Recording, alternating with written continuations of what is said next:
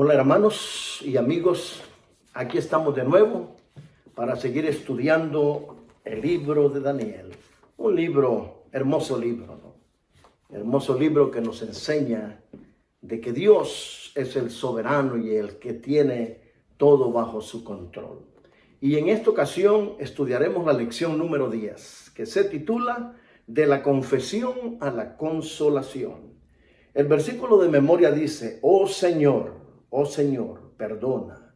Presta oído, Señor, y hazlo, no tardes. Por amor de ti mismo, Dios mío, porque tu nombre es invocado sobre tu ciudad y sobre tu pueblo. Daniel 9:19. Daniel 9 contiene una de las grandes oraciones de la Biblia.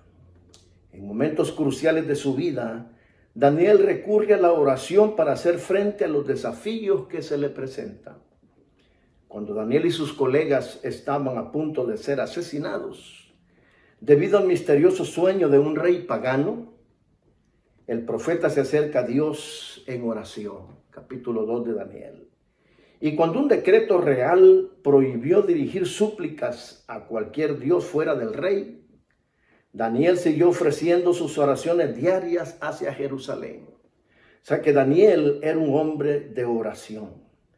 Por lo tanto, dice, al considerar la oración de Daniel 9, recordemos que la visión de los 2300 tardes y mañanas de Daniel 8 tiene un gran impacto en el profeta. Dice que Daniel quedó perturbado cuando él vio la visión y se le presentó la visión de las 2300 tardes y mañanas. Dice que el profeta quedó perturbado, se enfermó, porque todo lo que había visto humanamente le afectó.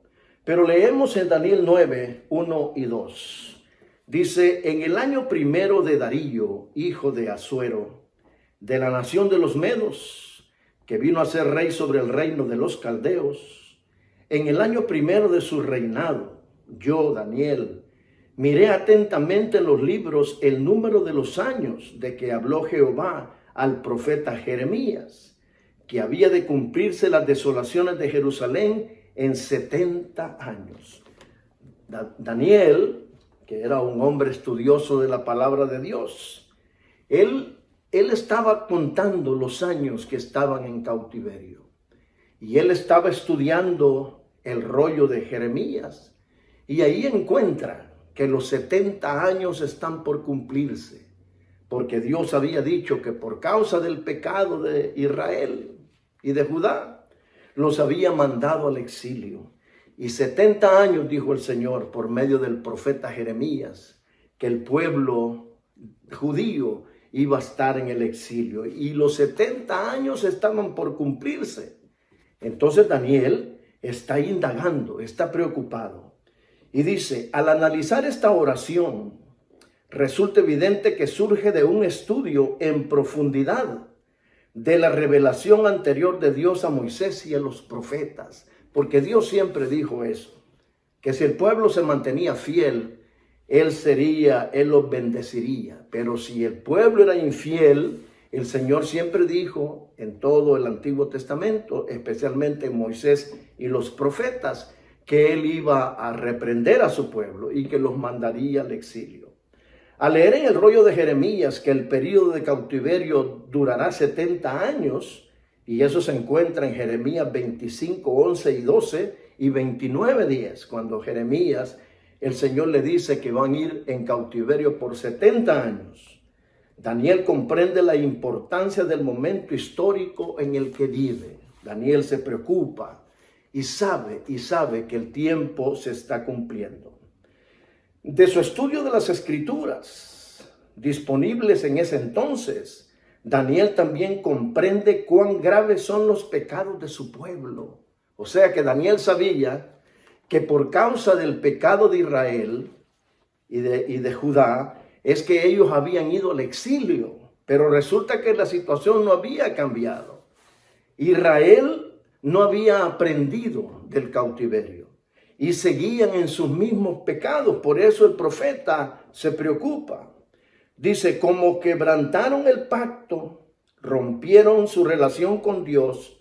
Por ende, la consecuencia inevitable es el exilio. Entonces Daniel está preocupado, que el tiempo se está cumpliendo, pero Israel no ha cambiado, sigue en sus pecados el pueblo judío.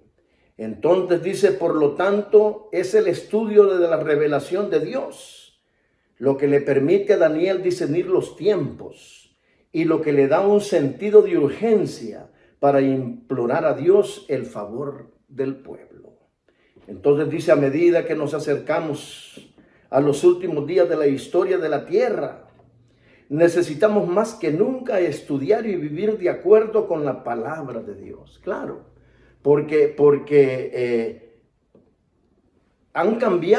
hemos cambiado por decirlo así, los actores, las personas, pero el problema sigue siendo el mismo.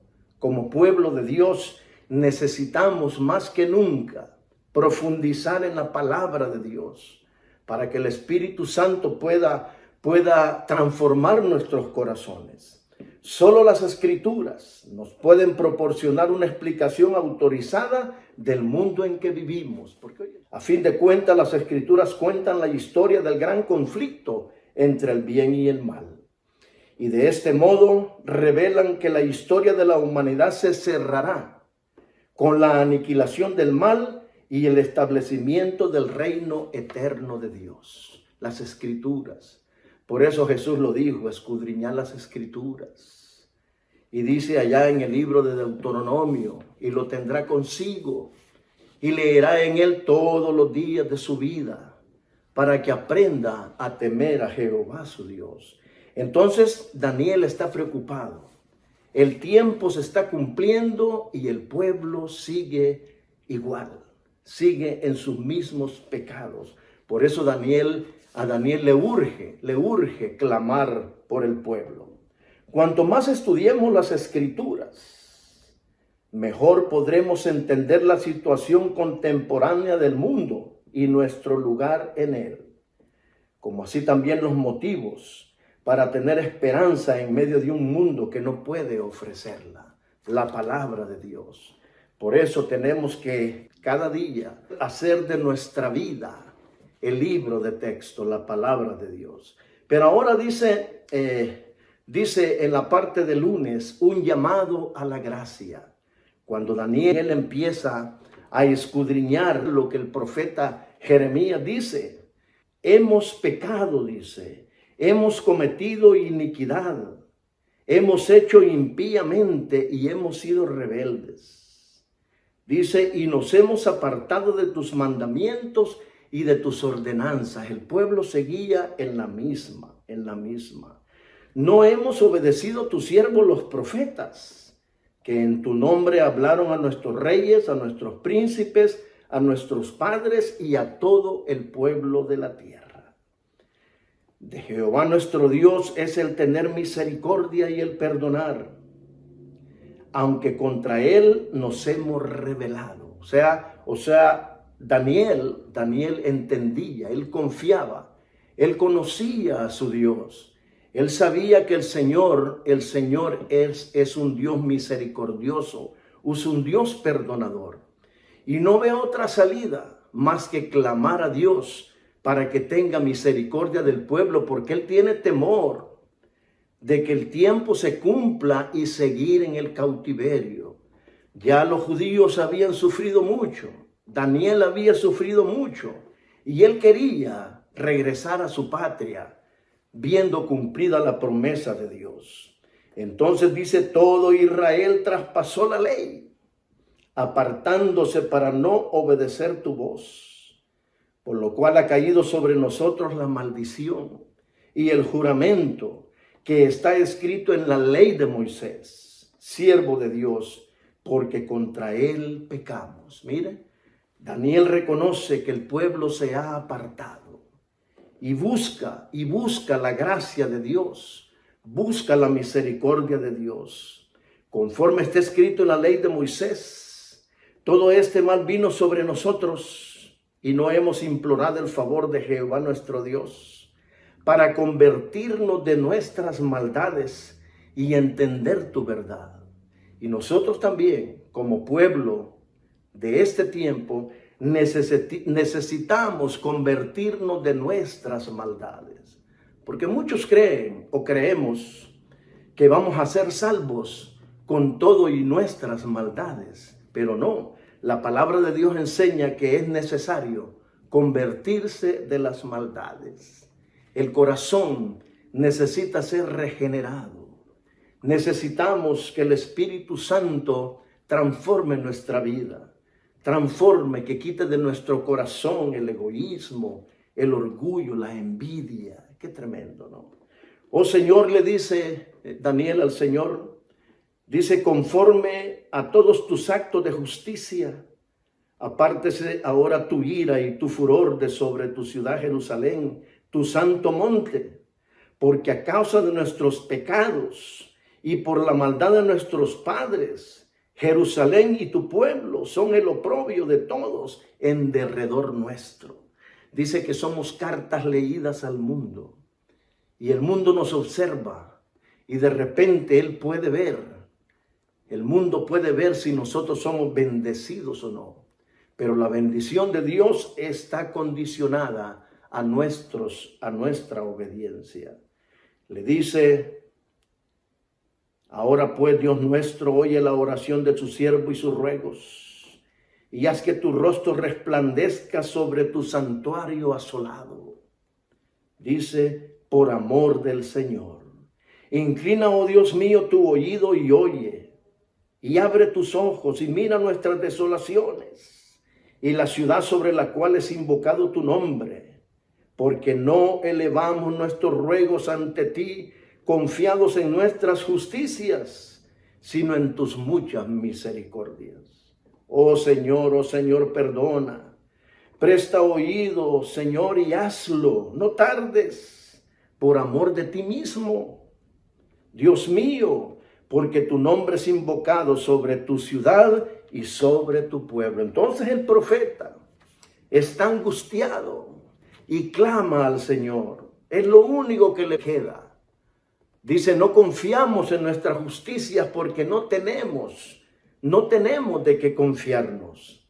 Entonces dice que busca la gracia del Señor. No obedecimos la voz de nuestro Dios para andar en sus leyes, que Él puso delante de nosotros por medio de sus siervos los profetas. Uno a uno los profetas llamaron al pueblo en el pasado al arrepentimiento y a la conversión. Y hoy en día los mismos profetas de las Escrituras y la profeta del Señor que Él llamó para este último tiempo, también nos hace el llamado. La profeta del Señor nos hace el llamado a una conversión. Dice, la última vez que Daniel tuvo necesidad de entender algo fue al final de Daniel 8, cuando dice que no entiende la visión de las 2300 tardes y mañanas. No entendió. Él y su pueblo habían sufrido tanto. Entonces él interpreta la visión de las 2300 tardes y mañanas como un periodo más de sufrimiento, como un periodo más de persecución. No había entendido. Entonces dice, esta oración es una apelación a la gracia de Dios, a la voluntad de Dios de perdonar a su pueblo a pesar de haber pecado y de haber hecho el mal. Después, y ese es el verdadero carácter de Dios, que Dios perdona a su pueblo, aun cuando su pueblo le ha ofendido grandemente. Esa es la gracia de Cristo.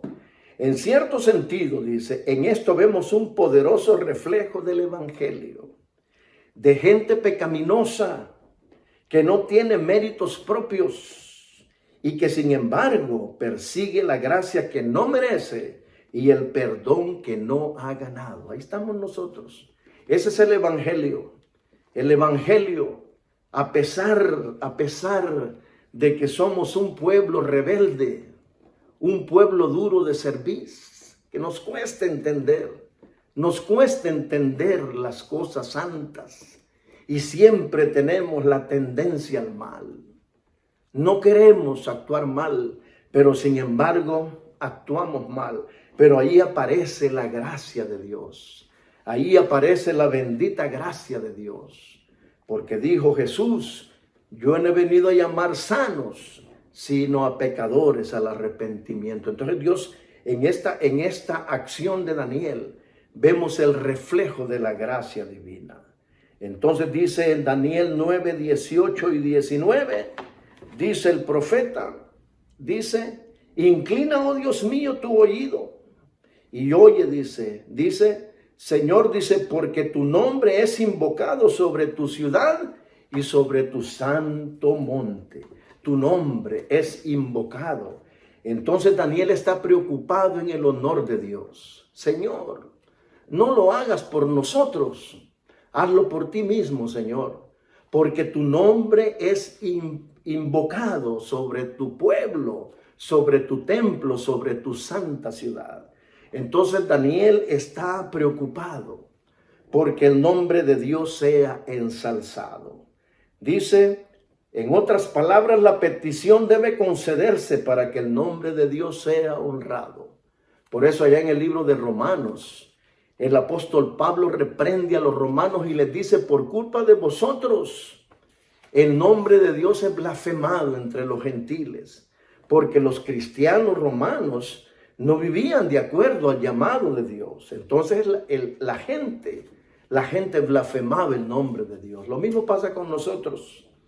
Cuando nosotros damos un mal testimonio, el nombre de Dios es blasfemado. Dice, y la gente dice, bueno, dice, y entonces el que sale blasfemado es el nombre de Dios. Y entonces, por eso es que Daniel hace una oración buscando la gracia de Dios. Él intercede por el pueblo. Hace lo mismo que hizo Moisés. Tomó el lugar de intercesor. Y le dijo el Señor, si no los perdona, Señor, quítame a mí de tu libro que has escrito. Y no, le dijo el Señor, al que pecare contra mí, a ese voy a quitar del libro. Pero mire, Moisés intercedió por el pueblo. Lo mismo hace Daniel. Daniel era un hombre de Dios, un hombre leal a Dios, que no tenía necesidad de incorporarse entre los pecadores, pero hizo lo mismo que hizo Jesús. Jesús se unió a los pecadores, se hizo pecado por nosotros. Dice que el Señor lo hizo pecado por nosotros. Entonces Daniel intercede, y ese debe ser el papel nuestro, interceder. A mí, sinceramente, me ha costado ser un intercesor. Yo ya lo he comentado en otras ocasiones, ¿no? Que a mí más que todo me ha gustado aplicar la ley. Yo, Jorge Torres, no sé, pero no, el Señor me enseña que yo debo interceder. Aprended de mí, dice el Señor. Aprended de mí, el Señor es nuestro ejemplo. Dice que debemos de interceder por los que caen, por los que pecan. Dice, porque de repente puedo ser yo el que esté en el banquillo de los acusados. Y a mí me gustaría que me trataran con misericordia. Entonces uno va aprendiendo, ¿verdad? Entonces dice, cuando Dios está dispuesto a destruir a toda la nación judía, la intercesión de Moisés detiene su mano. Tremendo, ¿no? Perdónanos. Abraham, cuando fue a Sodoma, regateó, por decirlo así, la palabra, ¿no? Discutió con Dios en cuanto que perdonara a los habitantes de Sodoma. Y fue de 50, 40, 30 hasta llegar a 10, buscando la salvación de los pecadores. Ni siquiera eran por los buenos, sino por los pecadores. Entonces dice que Moisés detuvo, porque él intercedió por el pueblo.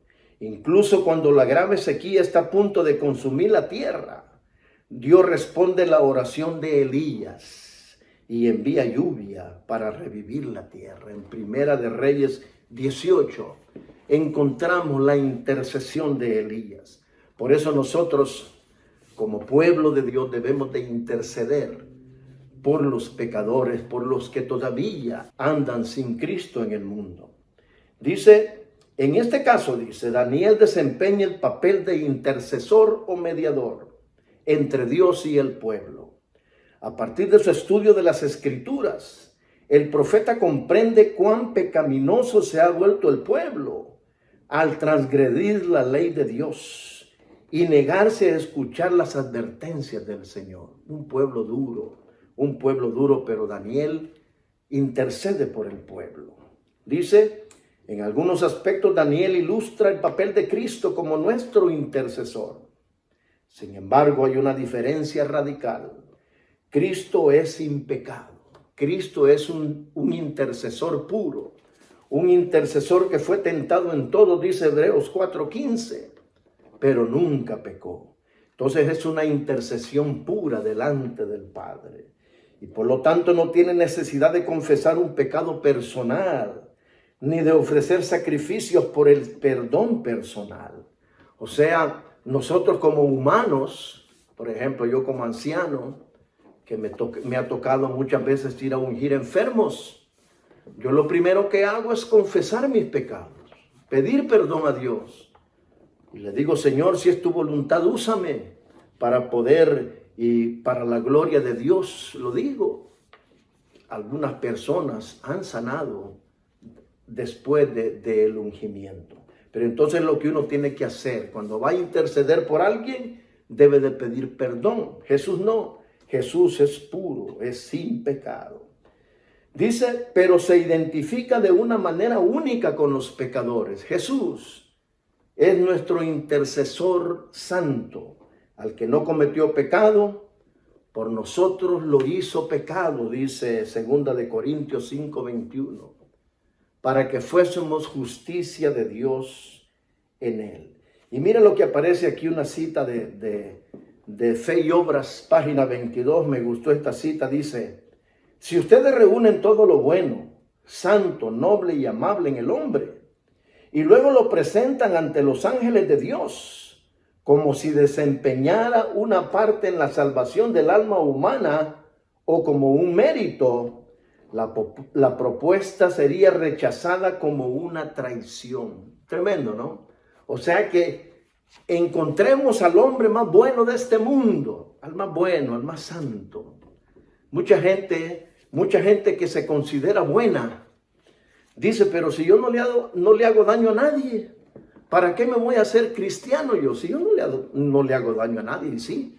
Yo he conocido personas íntegras, buenísimas, pero dice que aún esa persona, si nosotros se la presentamos al Padre con los méritos para poder salvar a alguien, dice que eso sería tomado como una traición. Eso se encuentra en Fe y Obras, página 22. Entonces, el único intercesor que puede salvar al alma del pecado es nuestro Señor Jesucristo. Entonces dice en el versículo 20, aún estaba hablando y orando Daniel, y confesando mi pecado y el pecado de mi pueblo Israel. Y derramaba mi ruego delante de Jehová mi Dios por el monte santo de mi Dios. Daniel oraba por el pueblo y por el templo, porque para ellos el templo era lo máximo, era sagrado. Aún estaba hablando en oración cuando el varón Gabriel, a quien había visto en la visión al principio, volando con presteza, vino a mí como la hora del sacrificio de la tarde y me hizo entender y habló conmigo diciendo, Daniel, ahora he salido para darte sabiduría y entendimiento. Mire, tremendo, ¿no? Al principio de tus ruegos, le dijo, fue dada la orden. ¿Quién dio la orden? Dios. Y yo he venido para enseñártela. Vino Gabriel a enseñarle la visión. Porque tú eres, le dice, muy amado. Mire qué interesante. Cómo me gusta este versículo. Al principio de tu ruego fue dada la orden. Ve, enséñale. A Daniel le dijo el Señor a Gabriel. Dice, y he venido para enseñártela porque tú eres muy amado. Qué lindo, ¿no? Qué lindo que Dios nos ama. Dios nos ama entrañablemente. Entiende pues la orden y entiende la visión. Y aquí está la respuesta de Dios al ruego de Daniel, porque Daniel no entendía la visión. Pero esta profecía de las 70 semanas es la respuesta de Dios a la oración de Daniel. Y le dice el ángel: 70 semanas están determinadas sobre tu pueblo y sobre tu santa ciudad, para terminar la prevaricación y poner fin al pecado y expiar la iniquidad, para traer la justicia perdurable y sellar la visión y la profecía y ungir al santo de los santos. Sabe pues y entiende que desde la salida de la orden para restaurar y edificar a Jerusalén hasta el Mesías príncipe, habrá 7 semanas y 62 semanas. Se volverá a edificar la plaza y el muro en tiempos angustiosos. Y después de las 62 semanas, se quitará la vida al Mesías, mas no por sí.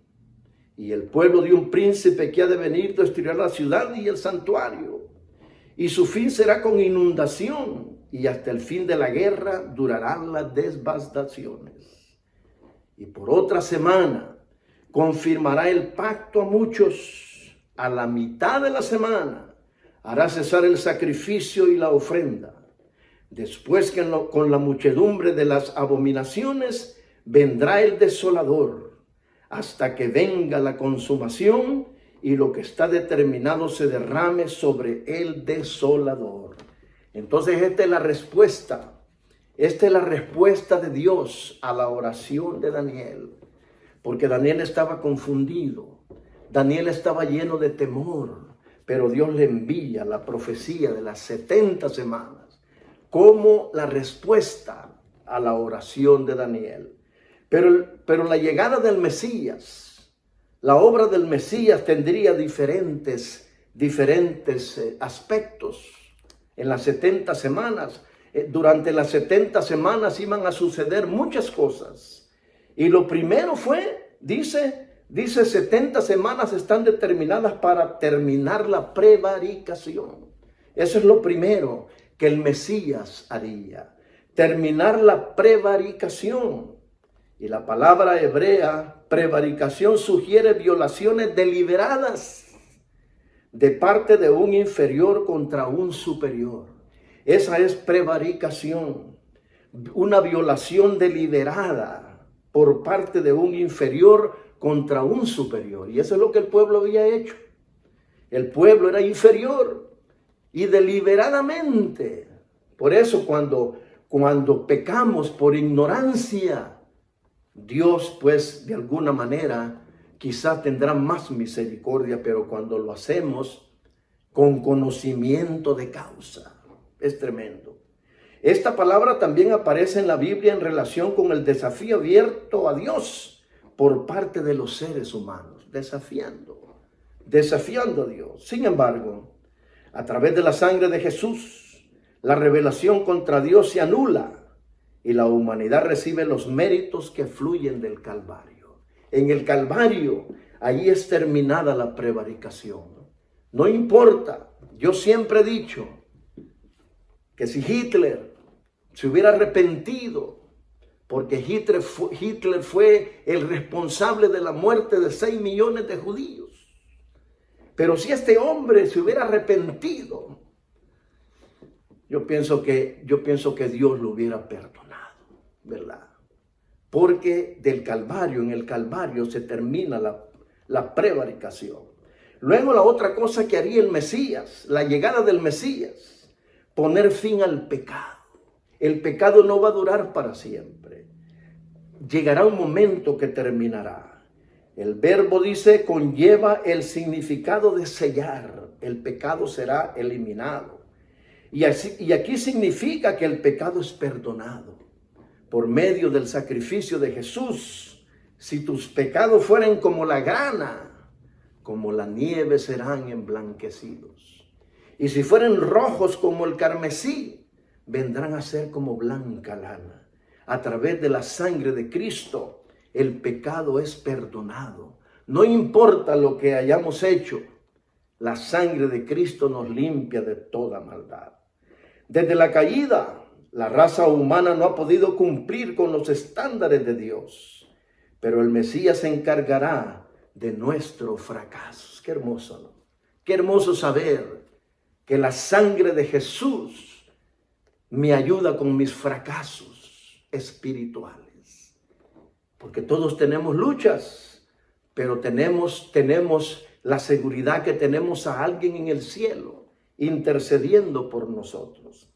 También dice que el Mesías vendría para expiar la iniquidad.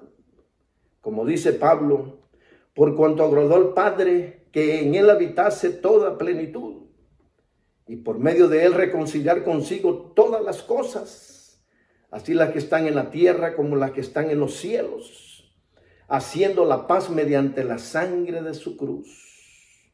Aquí también solo Jesús puede concretar esta realidad. Dice, por medio de la sangre de Jesús somos reconciliados.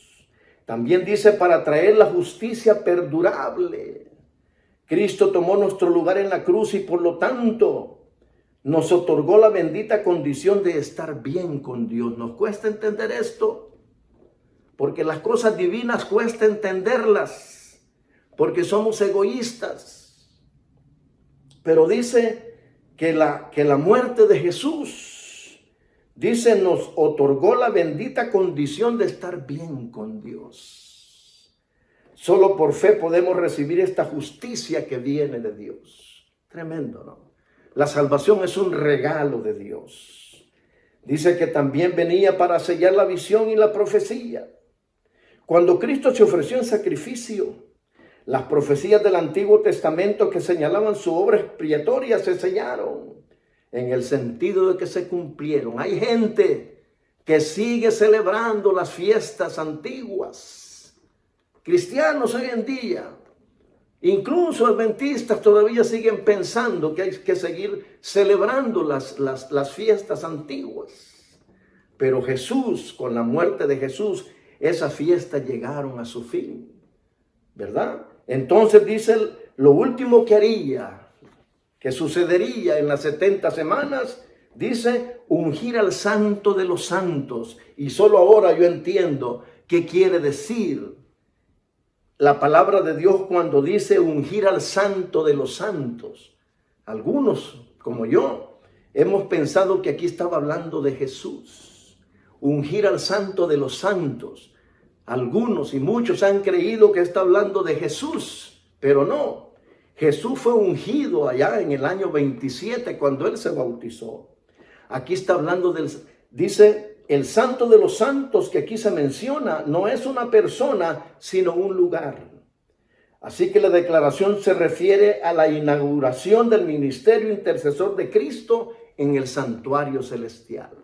Ungir al Santo de los Santos, el inicio del ministerio intercesor de Cristo en el santuario celestial, la purificación del santuario. Pero ahora vamos al calendario profético, al final de la visión de las 2300 tardes y mañanas. El profeta se asombra porque no puede entenderla, no la entendió. 10 años más tarde, Gabriel viene a ayudar a Daniel a entender la visión. Viene Daniel 10 años más tarde, miren. 10 años más tarde, Daniel estaba más viejo. Y entonces él vivía confundido, vivía angustiado, pero se mantuvo fiel y ese es un buen ejemplo para nosotros.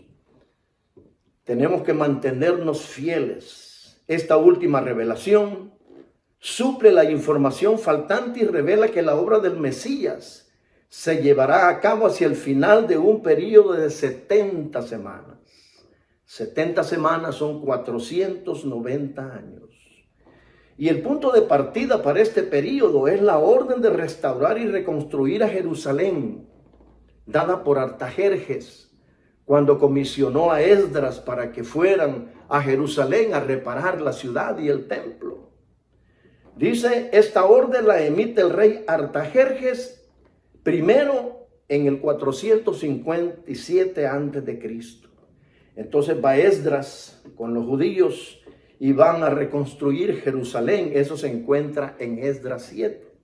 Por eso dice en la profecía, dice, a partir del decreto para restaurar Jerusalén hasta el Mesías príncipe, habrá 7 semanas más 62 semanas, ¿verdad? Entonces dice, de acuerdo con el texto bíblico, las 70 semanas están determinadas o cortadas. Esto significa están determinadas, quiere decir están cortadas. Esto indica que el periodo de 490 años se ha cortado de un periodo de tiempo mayor, es decir, de los 2300 años designados en la visión del capítulo 8. 2300 años, porque en la profecía se usa el método día por año. No son 2300 días, son 2300 años. Y de ese periodo se cortan los 490 años de las 70 semanas. Dice, la profecía de las 70 semanas se divide en 3 secciones: 7 semanas, 62 semanas y la semana 70. 7 semanas, 62 semanas y la última semana, la semana 70. Las 7 semanas son 49 años. Probablemente se refieren al tiempo en el que se reconstruirá Jerusalén. Después de estas 7 semanas habrá 62 semanas, o sea, 434 años, que conducen al Mesías príncipe, a Jesús. Por tanto, 483 años después del decreto de Artajerjes, es decir, en el año 27 después de Cristo, el Mesías Jesús se bautiza y el Espíritu Santo lo unge para su misión mesiánica.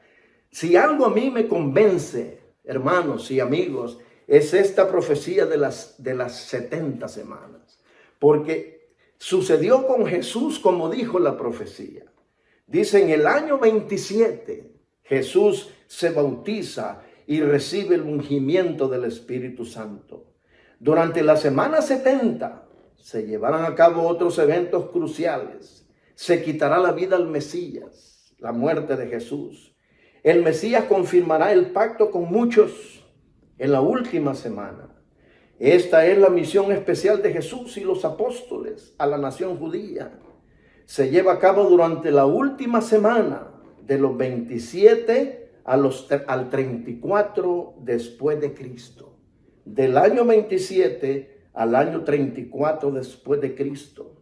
Dice, a la mitad de la semana hará cesar el sacrificio y la ofrenda. A la mitad de la semana, a la mitad de la última semana, Jesús muere y dice, y hace cesar el sacrificio y la ofrenda. No más sacrificios. No más sacrificios en el santuario. Porque el Cordero de Dios que quita el pecado del mundo había sido sacrificado. No más corderos, no más palomitas, no más derramamiento de sangre.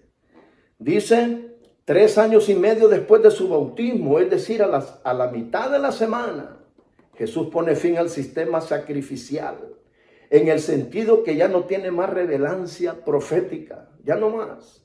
Ya no hay que sacrificar nada, dice, porque el sacrificio definitivo y perfecto del nuevo pacto ha sido Jesús, anulando así, dice, la necesidad de más sacrificios animales. La última semana de la profecía de las 70 semanas termina en el 34 después de Cristo, cuando Esteban muere como mártir y el mensaje del evangelio comienza a llegar no solo a los judíos, sino también a los gentiles. Qué maravilloso, ¿no? Dice, del 457 comienza con el decreto de Artajerjes. Las primeras 7 semanas se cumplen en el 480 antes de Cristo. Luego van otras 62 semanas hasta el año 27. Luego una semana más hasta el año 34, la última semana. Y a la mitad de esa semana, Jesús muere por los pecados de todos los hombres. Y después hay un periodo de 1810 años que culminan con 1844. Y nosotros como adventistas del séptimo día creemos que en ese año Jesús pasó del lugar santo al lugar santísimo, a expiar, a hacer la purificación del santuario, a limpiarlo de todos los pecados que nosotros hemos llevado hacia Él una vez cuando nosotros aceptamos a Cristo como nuestro Salvador. y por medio de su sangre nuestros pecados son perdonados, dice que nosotros hemos contaminado también el santuario celestial como lo contaminaban los israelitas en el santuario terrenal. Qué interesante, hermanos. La profecía de las 70 semanas es parte de la gran profecía de los 2300 años. Y las dos inician el mismo punto de partida, el 457 antes de Cristo, cuando se decretó, cuando Artajerjes envió a Esdras a reconstruir Jerusalén. Y ambas, las 70 semanas, terminan en el año 34, cuando Esteban fue apedreado. Y los 2300 años terminan en 1844. Pero ambas profecías están unidas. Qué maravilloso, hermanos. Bendito sea Dios y su palabra, especialmente el libro de Daniel. Y a mí en lo personal me convence esta profecía de que la venida de Jesús a este mundo no es un cuento como muchos creen.